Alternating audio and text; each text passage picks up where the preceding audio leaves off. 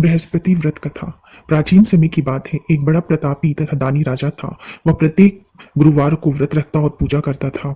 यह उसकी रानी को अच्छा नहीं लगता था। ना ही वो व्रत रखती और न ही किसी को एक पैसा दान देती। राजा को भी ऐसा करने से मना करती थी। एक समय की बात है कि राजा शिकार खेलने के लिए वन में चले गए। घर पर रानी और दासी अकेली थी। उस समय गुरु बृहस्पति साधु का रूप धारण कर राजा के दरवाजे पे भिक्षा मांगने आए। साधु ने रानी से भिक्षा मांगी तो वह कहने लगी, हे साधु महाराज, मैं इस दान और पुण्य से तंग आ चुकी हूँ। आप कोई ऐसा उपाय बताइए जिससे यह सारा धन नष्ट हो जाए और मैं आराम से रह सकूं। साधु रूपी बृहस्पति देव ने कहा, हे देवी, तुम बड़ी विचित्र हो। संतान और धन के लिए भी कोई दुखी होता है। अगर तुम्हारे पास धन अधिक है तो उसे शुभ कार्यों में लगाओ जिससे तुम्हारे दोनों लोग सुधरे। परंतु साधु की यह बात रानी को खुश नहीं कर पाई। उसने कहा, मुझे ऐसे धन की आवश्यकता नहीं जिसे मैं दान दे सकूं, जिसको संभालने में मेरा सारा समय नष्ट हो जाए। साधु ने कहा, यदि तुम्हारी यही इच्छा है तो जैसा मैं कहता हूं वैसा करना। बृहस्पति के दिन तुम घर को गोबर से लिपना, अपने केशों को पीली मिट्टी से धोना, केशों को धोते समय स्नान करना, राजा से भी हजामत बनाने को कहना, भोजन में मांस मदिरा खाना, कपड़ा धोबी को धुलने के लिए देना। इस प्रकार 7 बृहस्पतिवार करने से तुम्हारा समस्त धन नष्ट हो जाएगा।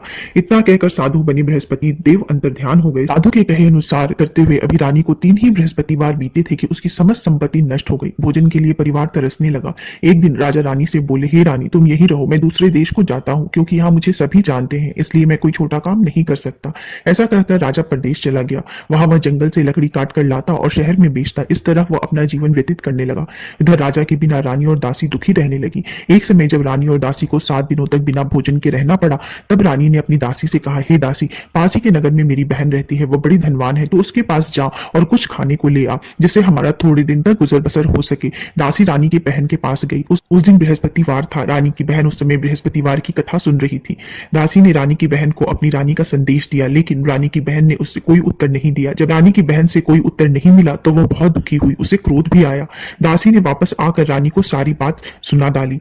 सुनकर रानी ने अपने भाग्य को कोसा। उधर रानी की बहन ने सोचा कि मेरी बहन की दासी आई थी परंतु मैं उसे कोई उत्तर नहीं दे पाई, उससे वह बहुत दुखी हुई होगी। कथा सुनकर और पूजा समाप्त कर वह अपनी बहन के घर गई और कहने लगी, हे बहन, मैं बृहस्पतिवार का व्रत कर रही थी। तुम्हारी दासी गई थी परंतु जब तक कथा सुनते हैं तब तक न उठते हैं और न ही बोलते हैं, इसलिए मैं नहीं बोली। कहो दासी क्यों गई थी? रानी बोली, बहन, हमारे घर अनाज नहीं था। ऐसा कहते कहते रानी की आंखें भर आई। उसने दासी समेत भूखे रहने की बात भी अपनी बहन को विस्तार पूर्वक कह सुनाई। रानी की बहन बोली, बहन देखो, बृहस्पति देव भगवान सबकी मनोकामना पूर्ण करते हैं। देखो शायद तुम्हारे घर में अनाज रखा हो। यह सुनकर दासी घर के अंदर गई तो वहां उसे एक घड़ा अनाज से भरा हुआ मिला। उसे बड़ी हैरानी हुई। उसने एक एक बर्तन देख लिया था। उसने बाहर आकर रानी को बताया। दासी रानी से कहने लगी, हे रानी, जब आपको भोजन नहीं मिलता तो हम व्रत ही करते हैं, इसलिए क्यों ना इनसे व्रत की कथा की विधि पूछ ली जाए, हम भी व्रत किया करेंगे। दासी के कहने पर रानी ने अपनी बहन से बृहस्पतिवार की व्रत की कथा की विधि पूछी और उसकी बहन ने बताया, बृहस्पतिवार के व्रत में चने की दाल और मुनक्का से विष्णु भगवान का केले के जड़ में पूजन करे, एक दीपक जलाए, पीला भोजन करे तथा कथा सुने। इससे गुरु भगवान प्रसन्न होते हैं, मनोकामना पूर्ण करते हैं। व्रत और पूजन की विधि बताकर रानी की बहन अपने घर को लौट आई। रानी और दासी दोनों ने निश्चय किया कि बृहस्पति देव भगवान का पूजन जरूर करेंगे। 7 रोज बाद जब बृहस्पतिवार आया तो उन्होंने व्रत रखा। गुड़साल से जाकर चना और गुड़ बिन कर लाई तथा उसकी दाल से केले के जड़ तथा विष्णु भगवान का पूजन किया। अब पीला भोजन कहां से आए? दोनों बड़ी दुखी हुई, परंतु उन्होंने व्रत किया था इसलिए बृहस्पति देव भगवान प्रसन्न थे। एक साधारण व्यक्ति के रूप में वे 2 थाल में सुंदर पीला भोजन लेकर आए और दासी को देकर बोले, हे दासी, यह भोजन तुम्हारे लिए और तुम्हारी रानी के लिए है, इससे तुम दोनों ग्रहण करना। दासी भोजन पाकर बहुत प्रसन्न हुई। उसने रानी को सारी बात बताई। उसके बाद वे दोनों प्रत्येक बृहस्पतिवार को गुरु भगवान का व्रत करने और पूजन करने लगी। बृहस्पति भगवान की कृपा से उनके पास धन आ गया, परंतु रानी फिर पहले की तरह आलस्य करने लगी। तब दासी बोली, देखो रानी, तुम पहले भी इस प्रकार आलस्य करती थी, तुम्हें धन रखने में कष्ट होता था, इस कारण सभी धन नष्ट हो गया। अब गुरु भगवान की कृपा से धन मिला है तो फिर तुम्हें आलस्य हो गया है। बड़ी मुसीबतों के बाद हमने यह धन पाया है, इसलिए हमें दान पुण्य करना चाहिए। अब तुम भूखे मनुष्यों को भोजन कराओ, प्याऊ लगवाओ, ब्राह्मणों को दान दो, कुआं, तालाब, बावड़ी आदि का निर्माण कराओ, मंदिर पाठशाला आदि बनवाओ, कुंवारी कन्याओं का विवाह कराओ, अर्थात धन को शुभ कार्यों में खर्च करो, जिससे तुम्हारे कुल का यश बढ़े तथा स्वर्ग प्राप्त प्राप्त हो और पितर प्रसन्न हो। दासी की बात सुनकर रानी शुभ कार्य करने लगी, उसका यश फैलने लगा। एक दिन रानी और दासी आपस में विचार करने लगी कि न जाने राजा किस दशा में होंगे, उनकी कोई खोज खबर भी नहीं मिली। उन्होंने श्रद्धापूर्वक गुरु बृहस्पति भगवान की प्रार्थना की कि राजा जहां कहीं भी हो शीघ्र वापस आ जाए। उधर राजा परदेश में बहुत दुखी रहने लगा। वह प्रतिदिन जंगल से लकड़ी बिनकर लाता और उसे शहर में बेचकर अपने दुखी जीवन को बड़ी कठिनता से व्यतीत करने लगा। एक दिन दुखी होकर उसने पुरानी बातें याद करने लगा और रोने लगा और उदास हो गया। उस समय राजा के पास बृहस्पति देव साधु का वेश में आकर बोले, हे लकड़हारे, तुम इस सुनसान जंगल में किस चिंता में बैठे हो, मुझे बताओ। यह सुनकर राजा के नेत्रों में जल भर आया। साधु की वंदना कर राजा ने अपनी संपूर्ण कहानी कह सुनाई। महात्मा दयालु होते हैं। वे राजा से बोले, हे राजन, तुम्हारी पत्नी ने बृहस्पति देव के प्रति अपराध किया था, इसी कारण तुम्हारी यह दशा हुई है। अब तुम चिंता मत करो, भगवान तुम्हें पहले से अधिक धन देंगे। देखो, तुम्हारी पत्नी ने बृहस्पतिवार का व्रत प्रारंभ कर दिया है। अब तुम भी बृहस्पतिवार का व्रत करके चने की दाल व गुड़ जल के लोटे में डालकर केले के पेड़ की पूजन करो, फिर कथा सुनो और या कहो, भगवान तुम्हारी सब मनोकामनाओं को पूर्ण कर देंगे। साधु की बात सुनकर राजा बोले, हे प्रभु, लकड़ी बेचकर तो इतना पैसा नहीं बचता जिससे भोजन के उपरांत कुछ बचा सकूं। मैंने रात्रि में अपनी रानी को व्याकुल देखा है। मेरे पास कोई साधन नहीं है जिससे उसका समाचार पा सकूं। फिर मैं कौन सी कहानी कहूं, यह भी मुझको मालूम नहीं। साधु ने कहा, हे राजन, मन में बृहस्पति भगवान के पूजन व्रत का निश्चय करो, वे स्वयं तुम्हारे लिए कोई राह बना देंगे। बृहस्पतिवार के दिन तुम रोजाना की तरह लकड़ियां लेकर शहर जाना, तुम्हें रोज से दुगुना धन मिलेगा, जिससे तुम भली भांति भोजन कर लोगे तथा बृहस्पतिवार की पूजा का सामान भी ला सकोगे। जो तुमने बृहस्पतिवार की कहानी के बारे में पूछा है वह इस प्रकार है। बृहस्पति देव की व्रत कथा। प्राचीन काल में एक बहुत ही निर्धन ब्राह्मण था। उसकी कोई संतान नहीं थी। वह नित्य पूजा पाठ करता था। उसकी स्त्री न स्नान करती थी और न ही किसी देवता का पूजन करती थी। इस कारण ब्राह्मण देवता बहुत दुखी रहते थे। भगवान की कृपा से ब्राह्मण के यहाँ एक कन्या उत्पन्न हुई। कन्या बड़ी होने लगी। प्रातः स्नान करके वो भगवान विष्णु का जप करती थी। बृहस्पतिवार का व्रत भी करने लगी। पूजा पाठ समाप्त कर पाठशाला जाती और अपनी मुट्ठी में जौ भर के ले जाती थी और पाठशाला के मार्ग में डालती जाती। लौटते समय वही जौ स्वर्ण के हो जाते थे और उनको बीनकर वो घर ले आती। एक दिन वह बालिका सूप में सोने के जौ को फटक कर साफ कर रही थी। तभी उसकी मां ने देख लिया और कहा कि हे बेटी, सोने के जौ को फटकने के लिए सोने का सूप होना चाहिए। दूसरे दिन गुरुवार था। कन्या ने व्रत रखा और बृहस्पति देव से सोने के सूप देने की प्रार्थना की। बृहस्पति देव ने उसकी प्रार्थना स्वीकार कर ली। रोजाना की तरह वह कन्या जौ फैलाती हुई पाठशाला चली गई। पाठशाला से लौटते वक्त जब वो जौ बिन रही थी तो बृहस्पति देव की कृपा से उसे सोने का सूप मिला। उसे वह घर ले आई और उससे जौ साफ करने लगी, परंतु उसकी मां का वही ढंग रहा। एक दिन की बात है, कन्या सोने के सूप में जौ साफ कर रही थी। उस समय उस नगर का राजकुमार वहां से निकला। कन्या के रूप और कार्य को देखकर वह उस पर मोहित हो गया।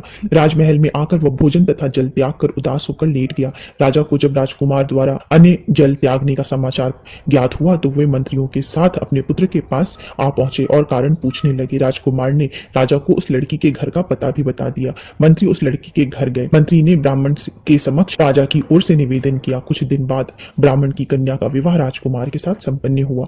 कन्या के घर से जाते ही ब्राह्मण के घर में पहले की भांति गरीबी का निवास हो गया। एक दिन दुखी होकर ब्राह्मण अपनी पुत्री से मिलने गए। बेटी ने पिता की अवस्था को देखा और अपनी मां का हाल पूछा। ब्राह्मण ने सभी हाल विस्तार पूर्वक सुनाया। कन्या ने बहुत सा धन देकर अपने पिता को विदा कर दिया, लेकिन कुछ दिन के बाद वही हाल हो गया। ब्राह्मण फिर अपनी कन्या के यहाँ गए और सभी हाल अपनी पुत्री को कह सुनाया। पुत्री बोली, हे पिताजी, आप माता जी को यहाँ लिवा लाओ, मैं उन्हें वह विधि बता दूंगी जिससे गरीबी दूर हो जाएगी। ब्राह्मण देवता अपनी स्त्री को साथ लेकर अपनी पुत्री के पास राजमहल में पहुंचे तो पुत्री ने अपनी मां को बहुत समझाया।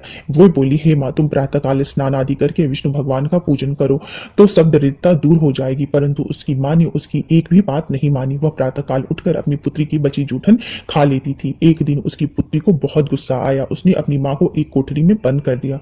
प्रातः उसे स्नान आदि करा के पूजा पाठ करवाया तो उससे उसकी मां की बुद्धि ठीक हो गई। इसके बाद वह नियम से पूजा पाठ करने लगी और प्रत्येक बृहस्पतिवार को व्रत भी करने लगी। इस व्रत के प्रभाव से मृत्यु के बाद वह स्वर्ग को प्राप्त हुई। वह ब्राह्मण देवता भी सुखपूर्वक इस लोक का सुख भोग करके स्वर्ग को प्राप्त हुए। इस तरह कहानी कहकर साधु बने देवता वहां से लोप हो गए। धीरे धीरे समय व्यतीत होने पर फिर बृहस्पतिवार का दिन आया। राजा जंगल से लकड़ी काट कर शहर में बेचने गया। उसे उस दिन और दिनों से अधिक धन मिला। राजा ने चना गुड़ आदि लाकर बृहस्पतिवार का व्रत किया। उस दिन से उसके सभी कलेश दूर हो गए। परंतु जब अगले गुरुवार का दिन आया तो राजा बृहस्पतिवार का व्रत करना भूल गया। इस कारण बृहस्पति भगवान नाराज हो गए। उस दिन उस नगर के राजा ने विशाल यज्ञ का आयोजन किया था। तथा उसके समस्त राज्य में घोषणा करवा दी थी कि सभी मेरे घर भोजन करने आवे, किसी के घर चूल्हा ना जले। इस आज्ञा को जो न मानेगा उसको फांसी दे दी जाएगी। राजा की आज्ञा अनुसार राज्य के सभी लोग राजा के घर भोजन में सम्मिलित होने के लिए चले गए, लेकिन लकड़हारा कुछ देर से पहुंचा, इसलिए राजा उसको अपने साथ महल ले गए। जब राजा लकड़हारे को भोजन करा रहे थे तो रानी की दृष्टि उस खूंटी पर पड़ी जहां पर उसका हार लटका हुआ था। उसे हार खूंटी पर लटका हुआ दिखाई नहीं दिया। रानी को निश्चय हो गया कि मेरा यह हार लकड़हारे ने चुराया है। उसी समय सैनिक बुलवाकर उसको जेल में डलवा दिया।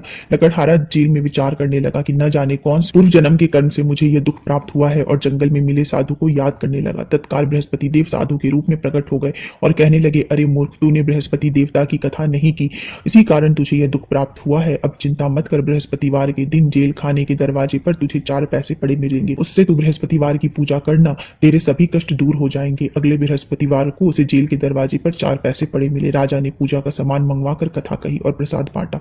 उसी रात्रि में बृहस्पति देव ने उस नगर के राजा को स्वप्न में कहा, हे राजा, तूने जिसे जेल में बंद किया है उसे कल छोड़ देना, वह निर्दोष है। राजा प्रातःकाल उठा और खूंटी पर हार टंगा देखकर लकड़हारे को बुलाकर क्षमा मांगी तथा राजा के योग्य सुंदर वस्त्र आभूषण भेंट कर उसे विदा किया। गुरुदेव की आज्ञा अनुसार राजा अपने नगर को चला गया। राजा जब नगर के निकट पहुंचा तो उसे बड़ा ही आश्चर्य हुआ। नगर में पहले से अधिक बाग, तालाब और कुएं तथा बहुत सी धर्मशालाएं, मंदिर आदि बने हुए थे। राजा ने पूछा कि यह किसका बाग और धर्मशाला है। तब नगर के सब लोग कहने लगे, यह सब रानी और दासी द्वारा बनवाया गया है। राजा को आश्चर्य हुआ और गुस्सा भी आया कि उसकी अनुपस्थिति में रानी के पास इतना धन कहां से आया। जब रानी ने यह खबर सुनी कि राजा आ रहे हैं तो उसने अपनी दासी से कहा, हे दासी, देख राजा हमको कितनी बुरी हालत में छोड़ के गए थे, वो हमारी ऐसी हालत देख कर लौट न जाए, इसलिए तू दरवाजे पर खड़ी हो जा। रानी की आज्ञा अनुसार दासी दरवाजे पर खड़ी हो गई और जब राजा आए तो उन्हें अपने साथ महल में लिवा लाई। तब राजा ने क्रोध करके अपनी तलवार निकाली और पूछने लगा, बताओ यह धन तुम्हें कहां से प्राप्त हुआ। तब रानी ने सारी कथा कह सुनाई। राजा ने निश्चय किया कि मैं रोजाना दिन में 3 बार कहानी कहा करूंगा और व्रत किया करूंगा। अब हर समय राजा के दुपट्टे में चने की दाल बंधी रहती थी और दिन में 3 बार कथा किया करते थे। एक रोज राजा ने विचार किया कि चलो अपनी बहन के यहाँ हो आओ। इस तरह का निश्चय कर राजा घोड़े पर सवार हो अपनी बहन के यहाँ चल दिए। मार्ग में उन्होंने देखा कि कुछ आदमी एक मुर्दे को लिए जा रहे हैं। उन्हें रोककर राजा कहने लगा, अरे भाइयों, मेरी बृहस्पतिवार की कथा सुन लो। वे बोले, लो, हमारा तो एक आदमी मर गया है, इसको अपनी कथा की पड़ी है। परंतु कुछ आदमी बोले, अच्छा कहो, हम तुम्हारी कथा भी सुनेंगे। राजा ने दाल निकाली और कथा कहनी शुरू कर दी। जब कथा आधी हुई थी तो मुर्दा हिलने लगा और जब कथा समाप्त हुई तो राम राम करके मुर्दा उठकर खड़ा हो गया। राजा आगे बढ़ा, उसे चलते चलते शाम हो गई। आगे मार्ग में उसे एक किसान खेत में हल चलाता मिला। राजा ने उससे कथा सुनने का आग्रह किया लेकिन वो नहीं माना। राजा आगे चल दिया। राजा के हटते ही बैल पछाड़ खाकर गिर गए तथा किसान के पेट में बहुत जोर से दर्द होने लगा। उसी समय किसान की मां रोटी लेकर आई। उसने यह सब देखा तो अपने पुत्र से सब हाल पूछा। बेटे ने सभी हाल कह बताया। बुढ़िया दौड़ी दौड़े उस घुड़सवार के पास पहुंची और उससे बोली, मैं तेरी कथा सुनूंगी, तू अपनी कथा मेरे खेत में चलकर कहना।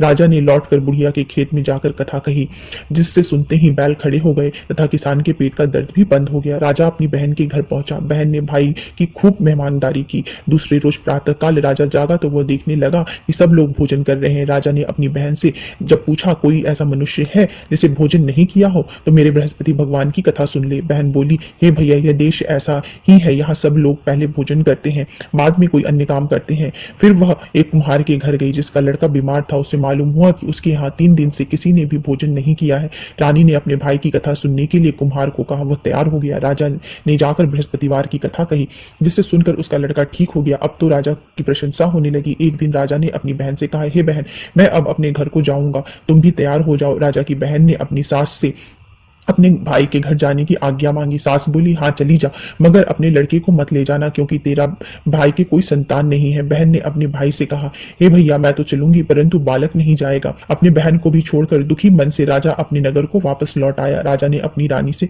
सारी कथा कह सुनाई। बिना भोजन किए वह शैया पर लेट गया। रानी बोली, हे प्रभु, बृहस्पति देव ने हमें सब कुछ दिया है, वे हमें संतान भी अवश्य देंगे। उसी रात बृहस्पति देव ने राजा को स्वप्न में कहा, हे राजा, उठ, सभी सोच त्याग दे, तेरी रानी गर्भवती है। राजा ने यह जान कर बड़ी खुशी हुई। 90 महीने रानी के गर्भ से एक सुंदर पुत्र पैदा हुआ। तब राजा ने बोला, हे रानी, स्त्री बिना भोजन के रह सकती है परंतु बिना कहे नहीं रह सकती। जब मेरी बहन आए तो तुम उससे कुछ मत कहना। रानी ने हाँ कर दी।